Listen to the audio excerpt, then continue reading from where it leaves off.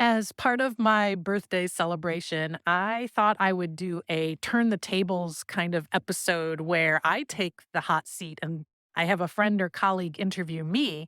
And then I remembered I recently had a colleague do just that. So I reached out to Lori Saitz, my fellow nomadic podcaster, who recently did a great interview of me in her episode, Breaking the Blueprint, for her podcast, Fine is a Four-Letter Word. And so, in honor of my birthday, I'm taking a break this week and enjoy this replay encore performance of Breaking the Blueprint from Lori's podcast, Fine is a Four-Letter Word. Welcome to Fine is a Four-Letter Word, the podcast that empowers you to say fuck being fine. Tired of being stuck in a place where you say everything's fine when it's really not fine at all? You're not alone. I'm your host, Lori Saitz. I've been there too, and so have my guests. Here's a secret. All it takes is a conscious decision to change and then restructure beliefs so your actions take you in the right direction. That's where Fine is a Four-Letter Word comes in. Each week, you'll hear inspiring stories from people who have transformed their lives and businesses, and practical tips and takeaways to move you from spinning in place to forward action so you can create a life of joy. Thanks for tuning in. Let's get started.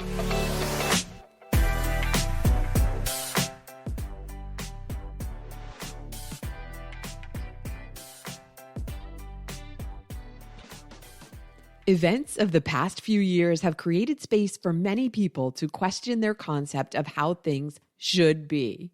I often speak of the sabbatical life and how taking a step back can help you see things that have been right in front of you all along, but you missed them because everything was moving so fast. The pandemic brought the world as we had known it to a sudden halt. Amy Palmer was one of those who had the fast pace of her life hit a sudden standstill. Raised in central New York, she had a traditional upbringing that gave her a clear expectation of what life would be like. She'd do well in school, go to college, get a great job, fall in love, get married, have a couple of kids, and start a career. Amy went to college, got a theater degree, moved to New York City, and pursued an acting career. To pay her rent, she took on sales jobs. She found she was pretty good at it, which led her to a new career that took her into operations and other corporate leadership roles. To her surprise, her acting career helped prepare her for this. Everything seemed fine, but she didn't feel motivated. A career coach opened her eyes to the world of entrepreneurship, something she'd never thought of because she didn't come from that sort of background. This led to her starting a consulting firm and then accepting a leadership role with an education company that had an entrepreneurial culture. Once again, everything seemed fine, but fine is a four-letter word. When COVID came along, she found herself needing something new. But what? To find it, she had to go on sabbatical. Could she afford it? Could she pull it off in a culture that views any break in your work history as a red flag? In a moment, when you meet Amy, you'll discover how unrooting herself to travel across the country, starting a podcast, and meeting people in her situation opened her eyes to a fundamental societal and cultural shift that's taking place today. It goes beyond quiet quitting or the great resignation and delves into the core of what we've been taught to believe. Like Amy, you may have the career and life you have because they, quote unquote, whoever they are, say you're supposed to do it that way. But are you really supposed to? To see it for yourself, you may need to take a step back.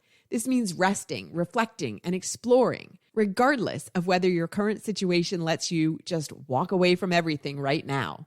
Slow down. It's the only way you'll gather speed. And now, let's meet Amy Palmer. She just called. She's here. Let's go.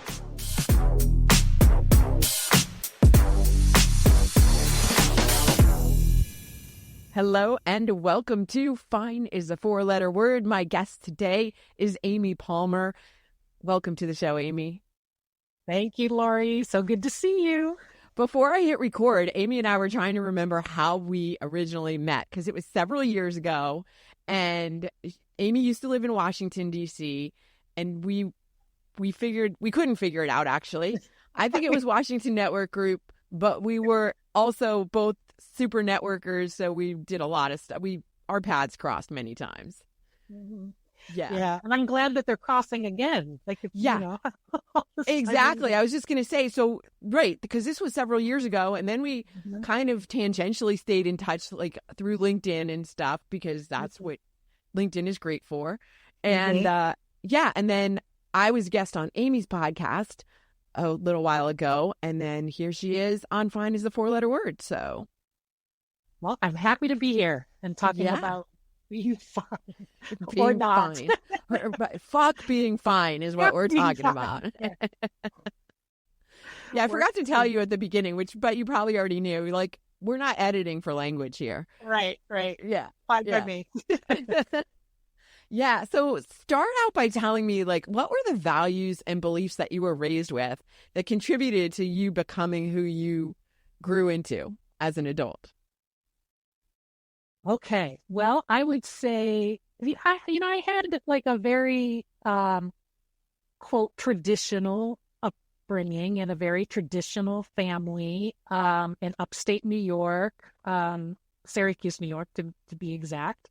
And I think what I learned a lot about family and loyalty and tradition and connection, and really like the value of working hard, and definitely got my work ethic growing up. I went out and got my first job when I was 11 years old without my parents knowing. So why didn't you want them to know? Because they wouldn't have said yes. I was 11 years old. Okay. What was your first? So what was this job then? Well, I called to be a paper boy, paper girl. Like I wanted to be a paper. So I called directly, and it was funny because like this regional distributor guy, he was like some 40-year-old man shows up at the house asking for me. My mom's like, what the hell? So what is this predator doing here? You're right. But like I wanted a job. I wanted my own money. I wanted to do my own thing. And I did it for years. And I outsourced to my little brother, Oh, wow. So I learned a lot about that. And so I think a lot of those values contributed to a lot of my positive traits and the positive things that have happened in my life.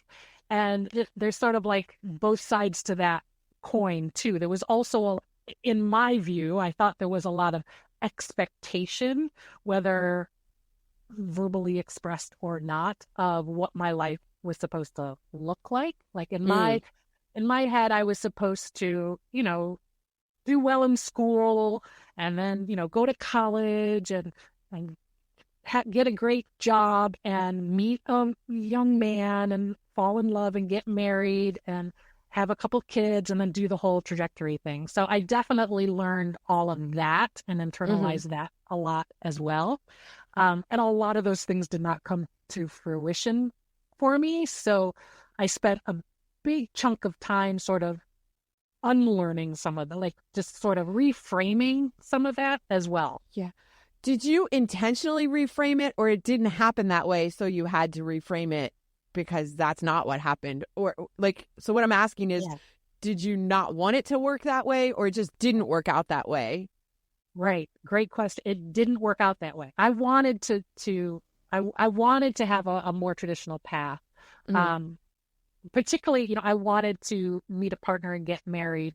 Still could be possible, but growing up, that was number one. Having kids was sort of number two, like it was like a second tier priority, but still a priority.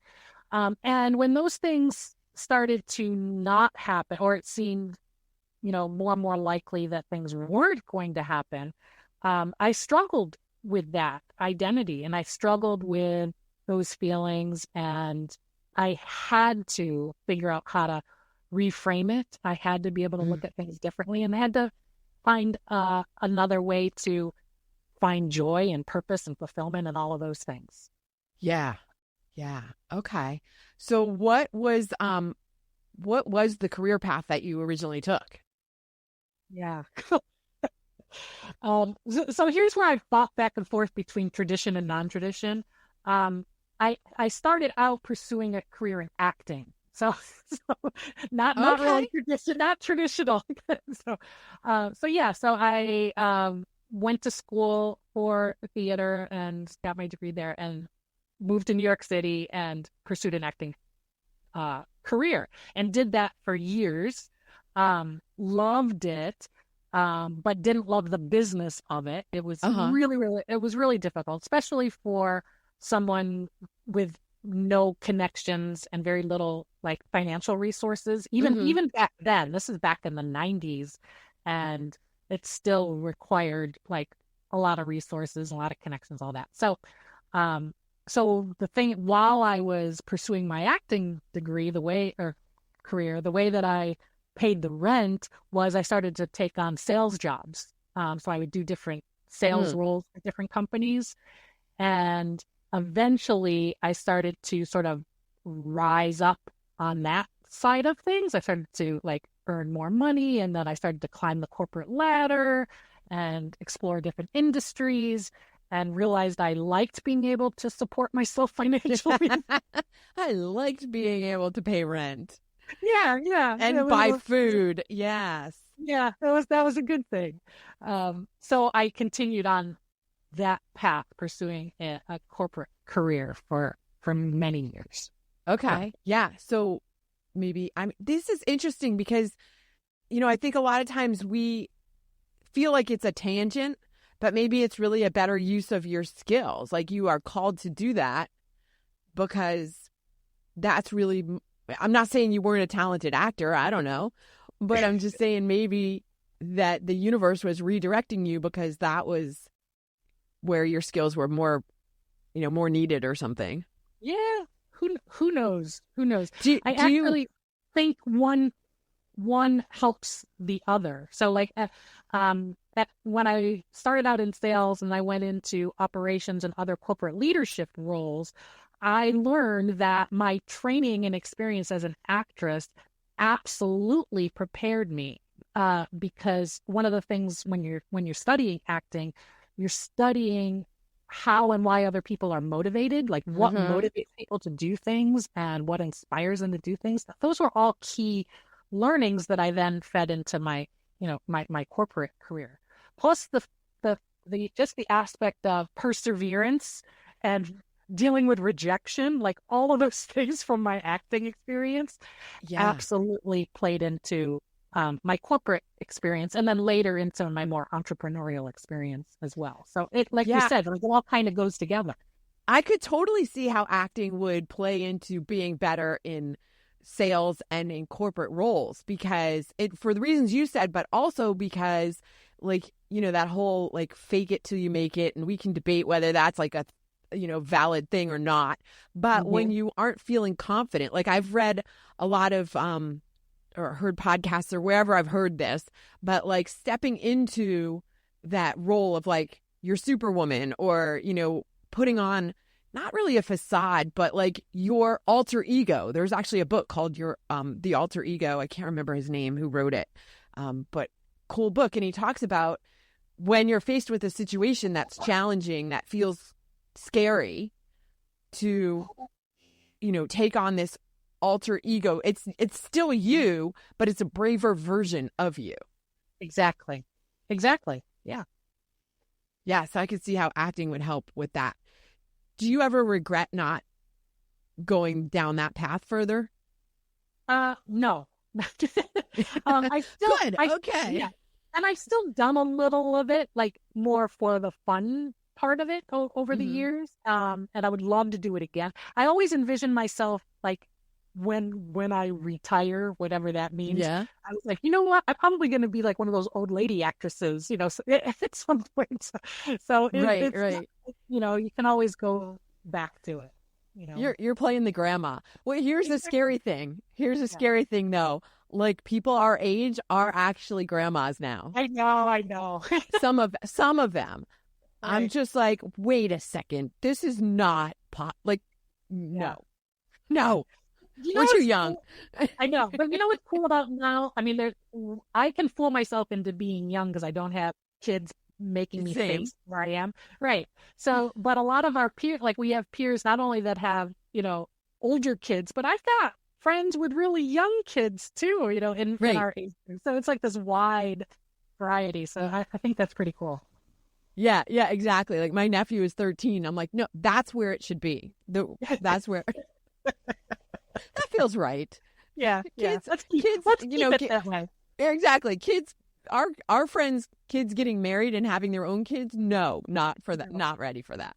Right, right. Yeah, I'm not ready for it. So don't you do it, right? Yep. All right. So take me further down the path of your, because then you became entrepreneur. I did, yeah. Um, And how did that come about? Like, what was yeah, the impetus for that? Where you went, yeah. you know what? The money I'm making in corporate, I'd rather do this on my Yeah, own. I know. I know. It always seems so silly, but yeah. So at the time, I mean, it's something I know you can relate to. Like it's not like I was deeply unhappy. I was just fine. Like I was just like, Yeah. and I was just kind of like going through the motions. It wasn't really doing anything for me. And so I actually went to a career coach because I wasn't sure what I wanted to do next. Mm. And I never thought entrepreneurship was going to be the answer because, Okay. my family, if, that I don't come from an entrepreneurial family. I come from you get a great job, with great benefits, hopefully a pension, that kind of thing. Right. Work for the same company forever. Exactly. So I just wanted to figure out, okay, which industry am I going into? And it's the first time I ever hired a coach of any type, so it was my first exposure to that whole world. And through that process, it slowly became evident to me that I was really excited about the prospect of building something of my own and creating it instead of trying to fit into somebody else's thing. And my coach sort of, she started to suggest it. And my first response was, oh, no, I couldn't do that. And then the more we started talking about it, I just got really excited about it. So that was back in I don't know, 2004, something like that. So I did that for a good decade. I did sales and consulting. I had a training, coaching, and consulting business that I did for about a decade at that point. In sales, like training, coaching, consulting around sales. Sales and leadership. It was a little bit of both, but very business focused, growing companies, scaling, all of that stuff. Right. Okay. And then you went back into working for someone else. I did. Which Yeah. it's cool. It's, I want to emphasize that because people think they get into entrepreneurship and then they can never go back. Right. And it's a failure. Did you feel like you were failing to go back into working for someone else? No, because I felt like doing it for a decade and doing it well and living a good life, that was good. Right. Okay. What was happening is probably the last 2 years that I was doing it, because I was still a solopreneur at that point. I had, independent contractors and people that I partnered with, but it was basically myself. And I started to get just a little lonely. Like I wanted to be part of a team again. Yes. But I didn't want to hire, I didn't want to, right. You didn't want to be in charge of the team. I gotcha. No, right. No. So yeah. And then, I took a long time just sort of being open to opportunity. I wasn't I wasn't going after it real hard. I just was open.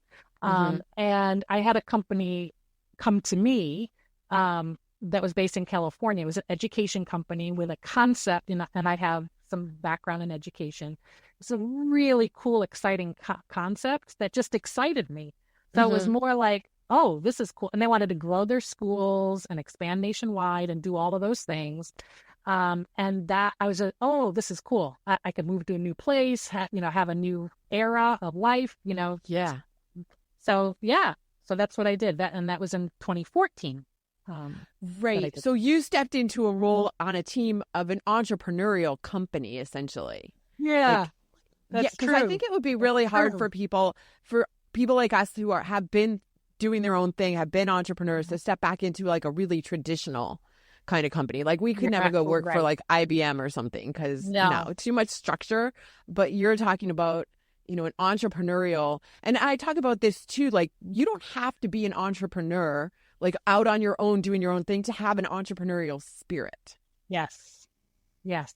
Exactly right. And yeah, and even when I was in that role, when I was hiring leaders, and that's what Mm. I was looking for. I was looking for other people with entrepreneurial spirit for sure, because we were trying to grow a new business. So, Yeah, yeah. It's a whole different mindset. That kind of business. Those are the kinds I've always worked for too. When I hmm was working for someone else, it was always like smaller entrepreneurial ventures. yep, yep, Yeah, I love exactly. that energy with that. hmm hmm Yeah. Okay, so how long were you there? And then because you're not still in California now, That's right. things I got was fine there for again. we got fine again. Well, and then COVID doesn't help, right? True. It Nothing was was fine about that. it was a factor for sure. So yeah, things were fine. We actually got acquired by a larger company just before COVID. Mm. So during COVID, now mind you, I was a leader and an executive of a network of schools. So leading schools during the pandemic was, I mean, it was really, really rough, really rough. Yeah. So that plus the fact that we had just been acquired, so we were trying to navigate all of that. It was just a really, really intense time, and Mm-hmm. all my energy went into that job 24/7, through the pandemic because it had to be. Mm. It required that. So as things started to, open back up, and everything, like probably early 2021-ish, all of a sudden I felt myself just spiral. It was like I had nothing left. I was like, Mm. you know, I can't, and I just needed something new. I just needed something fresh and new. And I knew I needed a break. And I knew that like a vacation wasn't going to do it. I knew it had to be more substantial. So that's when I started planning for my sabbatical. So Yeah. I took probably a full year, almost, to plan, for the sabbatical that I took in 2022. Okay, so what were you doing in 2021 while you were planning it? Were you still working? I was still in the job. hmm Okay. hmm All right. Yes. And when you say planning, explain that to me a little bit more. And I'm asking because I know that people who are listening are like, well, how exactly did you do that? Because like Uh-huh. I can't afford it, or I don't have the time, or whatever the people who are listening have a reason, an excuse of why they can't do it. Listen up, because you can. You can. Yeah. Tell us how Well, you did it. how I did it. Well, I knew that I had to financially prepare myself for it. I had to figure out, okay, well, how much money do I need? And how much time do I need? And so what do I need to what period of time do I need to like prepare for, Mm-hmm. financially? And in doing that, while I was doing that, I looked at my expenses and started going line by line, and really trying to cut back wherever and however I could. Mm-hmm. Um, and while I was still collecting a nice paycheck, so I'm like and saving pretty significantly. So I did a lot of like financial preparation. Um, at the same time, while I did that, I realized that if I just took time off while I was living in California in my apartment that I was in, that was going to put a lot of financial pressure on. It's really expensive in California. I know it's Mm-hmm. expensive in DC too. It's expensive in New York. But it was cost prohibitive for me to stay there. I knew that I wouldn't feel as free and relaxed as I needed to be. Mm-hmm. Um, so I need to start thinking about that. Like, what did I want to do about my living situation took a look at when my lease was going to be up, which was spring of 2022, and started to think about where can I live and how can I live and what am I going to do. So, and I wasn't really, all I was focused on was the sabbatical. I wasn't focused on the after the sabbatical because I just took it like one thing at a time, you know? Yeah, I mean, it's virtually impossible to plan what happens after the sabbatical because the sabbatical changes who you are. Exactly. Yeah. Yeah. So that's what I did. And luckily, my brother and sister-in-law were generous enough to let me come stay with them for my sabbatical. And I was even able to leave, like you and I were talking before we started recording about getting rid of belongings. I sold or donated 80 to 90% of my belongings and shipped the rest cross country to New Jersey where my family was and put it into storage. So I put myself into a situation where I knew that I could take at least I was giving myself permission to take 3 months of no, I did not have to think about what was next. Like I didn't have to make definitive plans. My whole goal in those 3 months was to be still, to heal, to get healthy again, physically, emotionally, mentally, and in whatever way I needed to, and give myself a space to do that, which is not in my nature.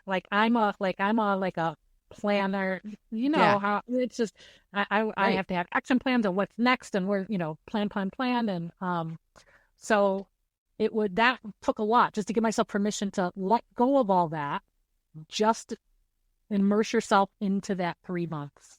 I like that you just said that you gave yourself permission. Like we feel like I can't do this. And it is about giving yourself permission. No one else is going to give you permission. You have to give it to yourself. That's right. And that's okay. I think too, to your point, as high achievers, you are firstborn, right? Yeah. But you don't have to be firstborn to be super high achiever. But we have this, like, I can't give myself that permission. And it's like, if we're not being productive and accomplishing things, then we are total losers. That's right. You hit it right on the head. So, and that takes time to get over that, or, you know, even to let that go and to reframe it. But reframe it is exactly what we need to do and what you were able to do, because again, it's just a belief. It's not even true. It's just a belief that we've been instilled with, and it can be changed. Absolutely.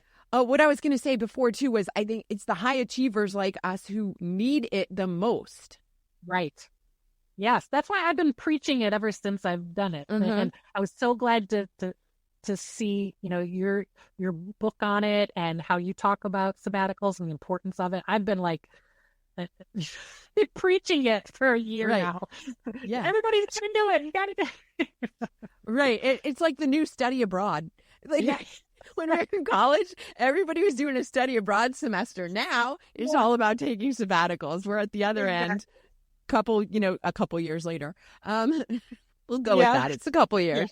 Right, now it's about taking sabbaticals and giving yourself the time to, again, explore.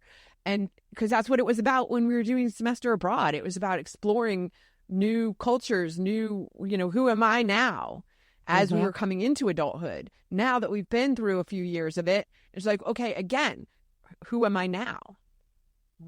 What did you find out? What did you do? You said you went to New Jersey, but you didn't stay in New Jersey the whole 3 months, right? No, I traveled around, just like you were saying. I definitely stayed on the east side of the Mississippi. I saw in your post mentioning about that, because most of my friends and family and closest loved ones are all on the East Coast. Yeah. And there were a lot of people that I haven't spent quality time with in quite a few years. Again, because of pandemic. Yeah. And so I spent some time with family and friends that I hadn't connected with. It's like really good quality time, which was amazing. But didn't like put pressure on myself in terms of like a timeline or a schedule. Right. It was pretty loose, and it felt good to be embraced by everyone. Like I really needed that at that time. I might have been initially worried about being faced with judgment of what people would think. I left my job, and it was a good paying job and all that. And so there was a little bit of, worried about getting judged for that. But it felt good and validating how many people who I love and care about were so supportive. They were so there for me, and welcomed me into their homes, basically, during that time.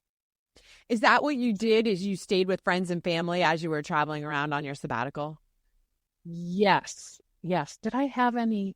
I don't think during those 3 months I had trips. I think I just went from place to place. Yes. Yeah.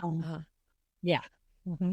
Yeah. So again, that's another way to do it is when you know people and you can stay, it cuts down on some of the costs of, having to stay in a hotel all the time.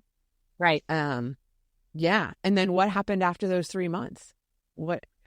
Well, I had a lot of clarity.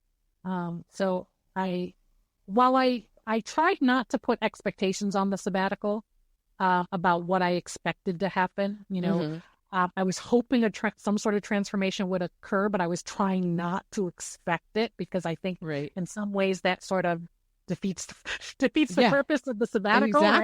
Exactly.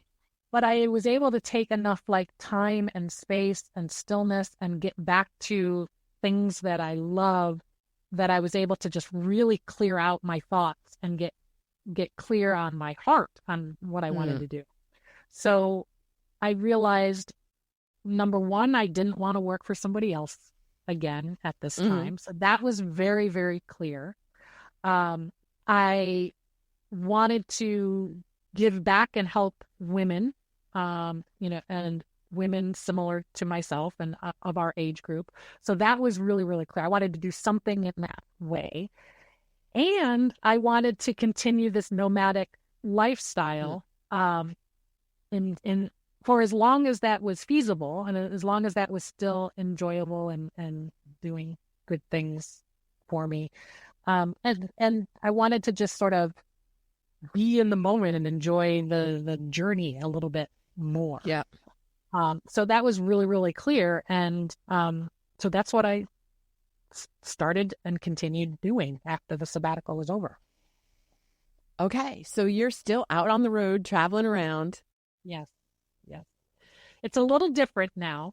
I found that for me, because I'm a very introverted extrovert or a very extroverted introvert. I don't know, one of the other.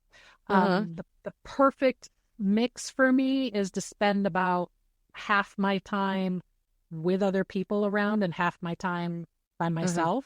So I sort of designed my life that way. So I've been hopping around to different Airbnbs or hotels. I've done a couple of international trips. And then I sprinkle in visits with family and friends and going back to California and all that. So I kind of craft it. I usually do it month by month, figure out what's going on. And I've loved it. It's been fantastic. It's really interesting. So I started talking about the sabbatical after I did mine a year ago and found so many people who were doing that.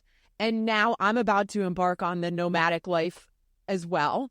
And I'm finding so many people who are doing that. Again, it's like I think there's this movement or something. I don't know. Maybe it's just the people I'm hanging out with, but it's interesting because you and I were not hanging out before we reconnected a few months ago, and yet seem to be on similar paths. Yeah. in terms Exactly. of what we're doing. So somehow the universe is bringing people together. Like when you start down a path, the people who are doing something similar to you start showing up so that you Yes. can have, you can find your tribe and band together, kind of like.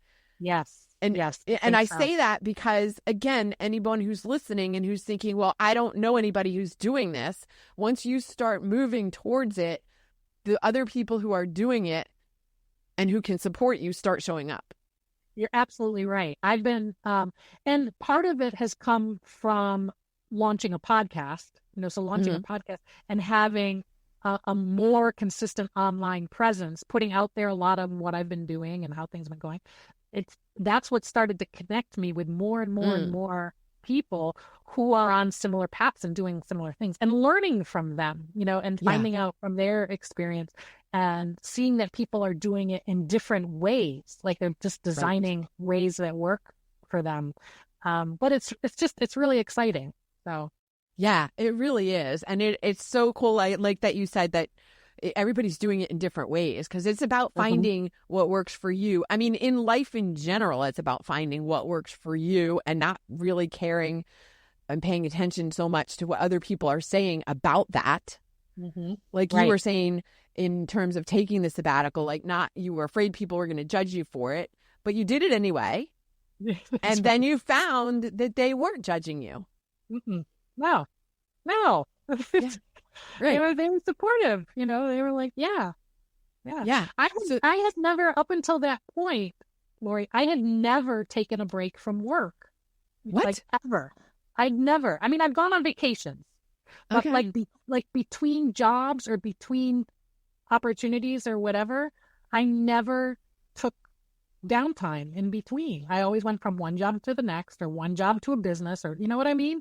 Yeah. From 11 years old. Right. Well, and that's exhausting. Right, exactly. But I know that, but as I talk to other people, and I think it's a generational thing for us, because I think the younger generations are getting better at that, the taking the break and taking the time and all that kind of stuff. But our generation, I do think, struggles with that. Yeah, absolutely. Because it's like, no, I got it. Yeah. I don't need any help. I got it. Like, right. But there's no shame in asking for help or accepting help, or even just taking care of yourself on your own, like just doing what you did, doing what I can't, to saying I can't or I choose not to. You can. We did it. I choose not to do it this way anymore. Right. Yeah. And there's a power that we have to accept and step up and take to do this for ourselves and for the people who have families, for them. You're not taking away from that. It's fueling it. It's making you better so you can be better for them. Yes. I agree wholeheartedly. And like, even, as I talk to other women and men, even that have like more, because they have kids or because they have a partner, I still feel like it's so critical to just take that time. You might not be able to do like a 3-month, move across country thing, but I just feel like taking some sort of time for yourself is just so critical. It absolutely is critical. Yeah. And that's also why I created the handout thing that I have. Handout. It's like we're in school. No, the download of the 5 easy ways to start living a sabbatical life. In that, it's like, it doesn't require you to take a month off or a year off, or like, how can you incorporate this sabbatical life into every day so that you're not burned out at the end of the week and you're like, all you can do is sit in front of Netflix with a bottle of wine. Right. Not that there's anything wrong with that. I'm just saying, No, like, that you don't want that to be your whole default every single week. Yeah. Exactly. Cool. Well, we've mentioned a couple of times. Oh, well, you know what? I'm going to go there in a second. First, I'm going to ask you what your hype song is. Yes. Let's Get Loud by J-Lo. Oh, yeah. Absolutely. Yes. Yes. That's And what we need to I've do. actually used that as a walk-on song before for an event that I was one of the speakers at. They asked me for like, what's your walk-on song? I'm like, let's get loud. It Right, just you right. can't not get pumped up when you hear that song. Absolutely. Great song. I will put a link to that in the show notes. Okay. And then the next question I was going to ask you, which was because we've mentioned it a couple of times, is about your podcast. Mm, So, what's it called? Where can people find you aside from the podcast if they want to continue a conversation with you? sure. Well, the name of my podcast is Blueprint Breakers, and we celebrate empowered women in midlife and beyond. We cover a variety of categories, dating and menopause and retirement and travel and all career, all the things. And I love to highlight the women who are living a life outside the traditional lifestyle Uh-huh. blueprint, whether they're Uh-huh. single or don't have kids or whatever. So that's my podcast. It's on all the platforms where you normally find podcasts. And you can reach me on Instagram at amypalmer.today. So it's amypalmer.today because I don't know, it always changes. So you Yeah. can find me there as well. All right, cool. And I will put links to those things in the show notes as well. Thank you so much for joining me today on Fine is a Four-Letter Word. Thank you. It was so fun talking with you, Lori. Thank you.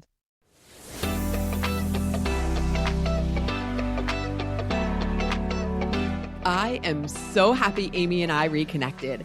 And it's so interesting. We're both pursuing nomad life right now. Here are the key takeaways. Number one, in college, many of us studied abroad in order to make new discoveries. More and more, the idea of taking a sabbatical or living a nomad life has become normalized. Both of these things are about creating the space you need to explore who you are and what you really want.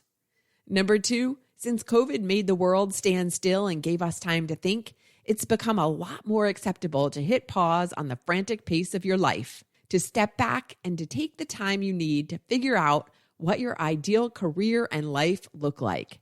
Some call it the Great Resignation or quiet quitting, but it goes beyond that and involves looking at your entire life in a new way. Number three, while building the career of your dreams, don't discount what you can gain from taking a day job to pay the rent. Amy was pleasantly surprised to find out that lessons from her acting career and her sales career helped her become better at both. Number four, sometimes you don't know what you don't know.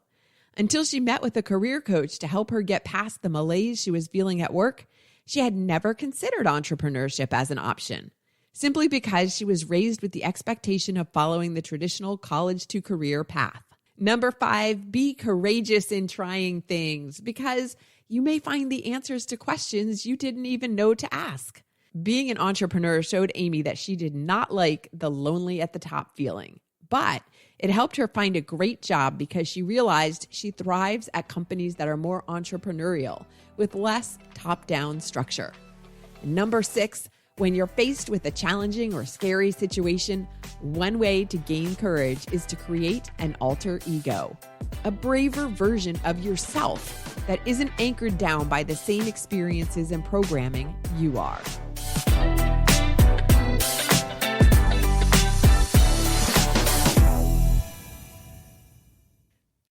Thank you for joining me for this week's special episode of the Blueprint Breakers podcast with this special encore replay of Fine is a Four-Letter Word. Thank you, Lori Saitz, for being such a fabulous interviewer.